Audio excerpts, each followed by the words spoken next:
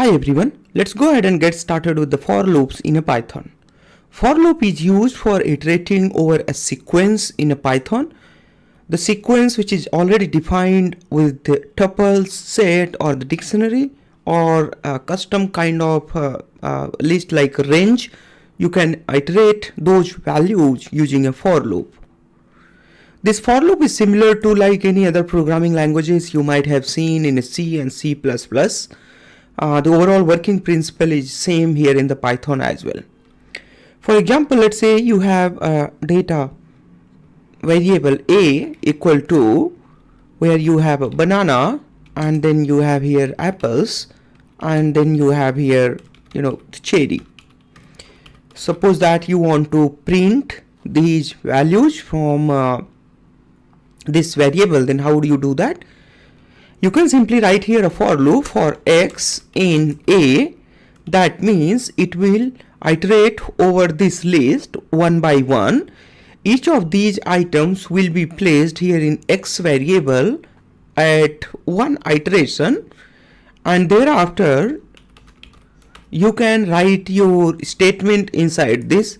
If you want to do any pre-processing or print or whatever you want to do, then you can put your code there. Let's go ahead, print x there.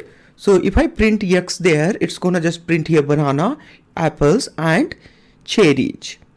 Alright, perfect. Let's go ahead and see if you want to do some modification in your code. I mean to say that inside this for loop, how do you do that? Previously we had seen few methods to modify your string. That's what I'm gonna do here. Let's say if you want to make this string into the uppercase, you can simply do something like this. Now it has become there in uppercase. Similarly you can do in the title case. Alright, or any other statement, whatever the statement you want to write here, you can just write those statements there. Alright, inside this. Alright, so while we were in while loops lecture, we had seen two special type of statement, break and continue, to break down the loop. Let's go ahead and see how you can apply break and continue in your for loop. For example, if you don't want to print apples, then what you can do there? You can simply check here if x equal to apples. Alright, we had earlier there, it's apples. So if x equal to apples, then you can here continue there. Alright, that means the time it will start iterating this loop. Let's go ahead and define this loop here so that you can refer it here itself. So it will start iterating. The first it will iterate their banana. Since x is not equal to bananas, since this banana is not equal to apples, so this statement will not execute. It will print banana. And when it comes to the apples, so x will become apples equal to the apples, so it will execute this statement. This statement says that it will not execute anything after this. It will go back to here. Alright, that means this apple will not be printed, and then the cherry comes there. Let's go ahead and run this. Now you see there this banana and cherry. You can here do something like that inside continue loop. Alright, let's go ahead and run this. Now do you see there? This is now inside the continue loop. As soon as this execute this statement, it automatically goes here. It doesn't execute anything which comes after this continuous statement. Similarly, you can also apply for a break statement. Suppose that if you don't want to print anything after a particular value, suppose that once apples is printed, alright, and then you don't want to print anything. I mean to say that you just want to get out of the for loop, then how do you do that? Let's go ahead and delete this whole thing. So if you do something like that, the banana, apples and the cherry, these got printed, but I don't want to be printed anything after these apples. So what I do here, as soon as I reach to the apples, then I'm just gonna break my for loop. Alright, so I say here if x equal to apples, let's go ahead and just break this. So as soon as I as soon as this code runs this statement, it will automatically break this for loop. So the for loop will no longer run, unlike this continue statement. So the continue statement was something where only a single step was being skipped, but in a break, it actually break this whole loop from the, from the its root. I mean to say that it break down the for loop or while loop that doesn't run any further. Similarly, if you have many values to check, then you can also use their a list to check.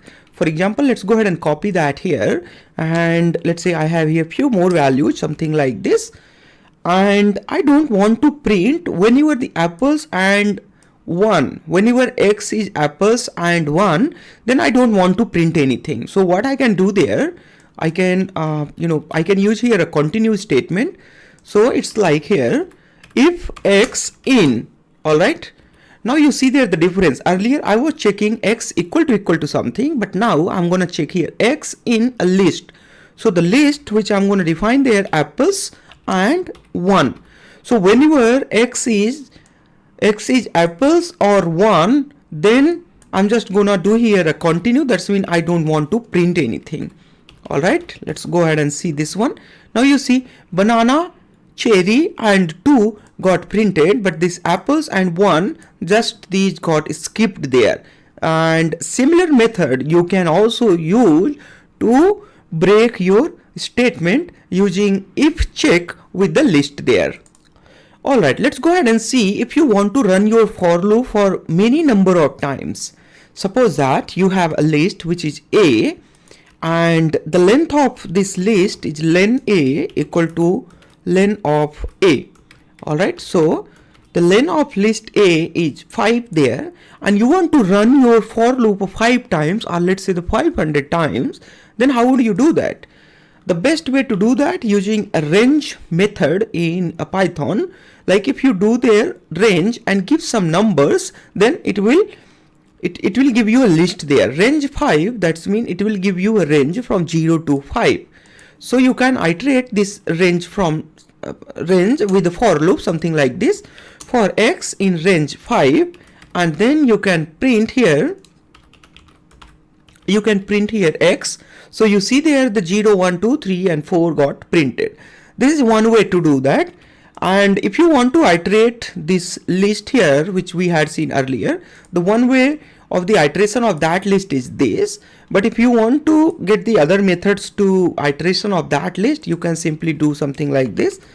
Range len of A, that's mean it's gonna iterate total number of length of the array A, and then you see its total 5 length of that array 0, 1, 2, 3, 4, 5. Similarly, you can print here that array with the index x there, something like that.